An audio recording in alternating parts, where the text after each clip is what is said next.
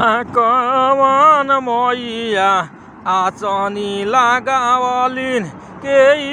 डोलावे रसबेनिया कवन मैया आसनी लगावलिन के डोलावे रसबेनिया कथिए के हई बेनिया हो दइबे कथिए के लागल है डनटिया कथिए के हई बेनिया हो दइबे कथिए के लागल है डनटिया तबनी मैया हमरे आसनी लगावलिन सेवक लोग डोलावे रसबेनिया गोरे बाबा हमरे आसनी लगावलन सेवक लोग डोलावे रसबेनिया सोने के हई बेनिया हो दइबे सोने के हई बेनिया हो दइबे रूपे के लागल है डनटिया सेवा का डोलावले बेनी हो दइबे सेवा का डोलावे रसबेनिया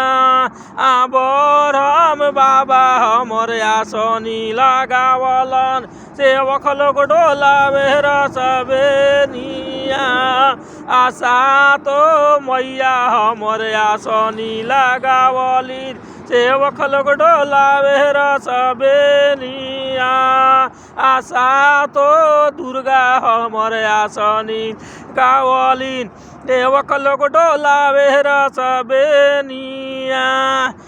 बौधी मैया हमरे आसनी लगावलिन सेवक लोग डोलावे रसबेनिया काली मैया हमरे आसनी गावलिन सेवक लोग डोलावे रसबेनिया शीतला मैया हमरे आसनी लगावलिन सेवक लोग डोलावे रसबेनिया विषहर मैया हमरे आसनी लगावलिन सेवक लोग डोलावे रसबेनिया फूला मत मैया हमरे आसनी गावलिन सेवक लोग डोलावे रसबेनिया राज देवी मैया हमरे आसनी लगावलिन सेवक लोग डोलावे रसबेनिया शेरवा हमर मैया आसनी लगावलिन सेवक लोग डोलावे हमर